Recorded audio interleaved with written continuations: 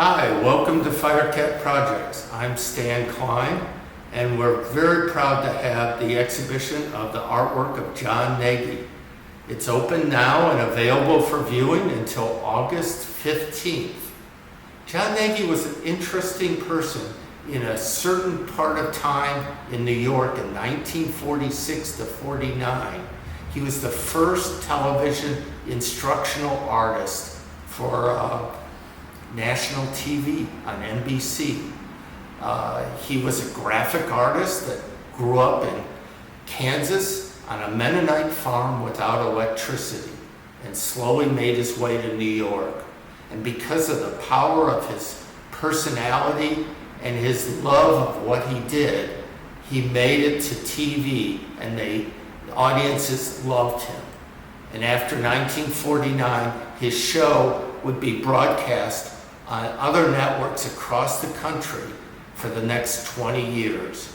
We were very fortunate to have the cooperation of the John Nagy family. His daughter, who's 91 in Florida, and his granddaughter, who lives in North Carolina, generously loaned us their work that they have held on since his passing in 1981. In 1937, he was the pressure of being a graphic artist, and they didn't really have all the medical diagnosis that they have now.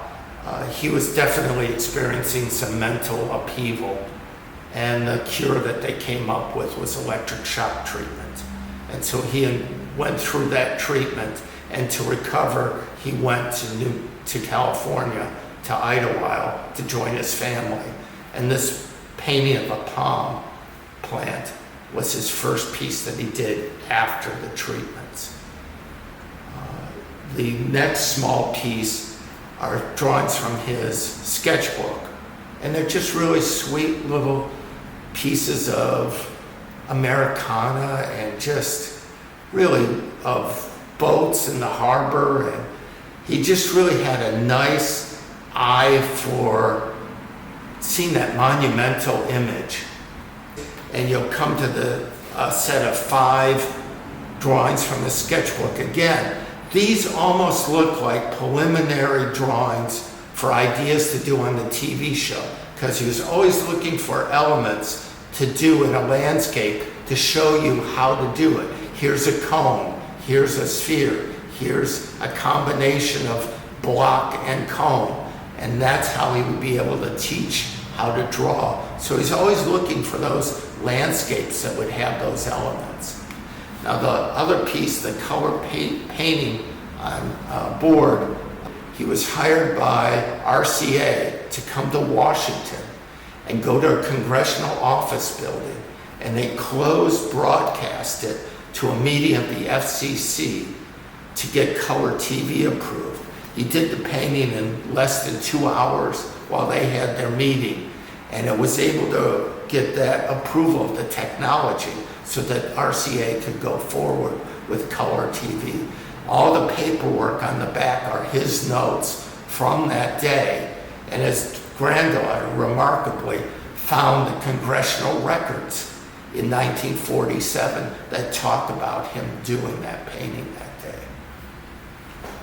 So after the TV show ended in 49, he moved back to Idlewild, Palm Springs area, and loved the mountains, but he also loved fishing. And he would go up to the Northwest and go fishing all the time. And that sort of caught the eye of different people in the art world and publishing world. And they asked him to illustrate a book on fishing. And so he did these incredibly detailed drawings of fish and identification. And you can just see the intensity of his line and concentration in each one of them. He also did the cover for this book. He did a couple of illustrations for men's magazines. One of them was True Magazine, and that's what this light-up painting is. He was in the magazine, and when he got it back, he decided to frame it himself with the light coming from the top through the water. So his wife, Mary Jo Hinton, was from the Idlewild area. She went on to still have a very good career in illustration. If you look through her sketchbooks, which we're very proud to have, you can see just the wonder of her ability, and that she could easily be found in like a New Yorker or any magazine in New York at that time. She also did greeting cards because of her calligraphy. She could do these immense Christmas cards, holiday cards, and they're just full of fun and wonderful invention. Now, our original plan for the show, when we were planning a year and a half ago, was that we were going to have the TV show running, have school groups in. I had paper and all that they could draw along with John Nagy, and just have it more of an involved process with audience and him. And because of this COVID thing, it's sort of put a little crimp in our style. I encourage you to go to YouTube, John Nagy, G-N-A-G-Y, and watch the shows. He is like Mr. Rogers. He's inviting you to join him on this wonderful journey of making a drawing. And please come in, see the work. You'll see the vast array of his ability. A moment in time. And this stuff has not been shown except once in a small town in Florida, and since he passed away in 1981. So the show will be up until August 15th.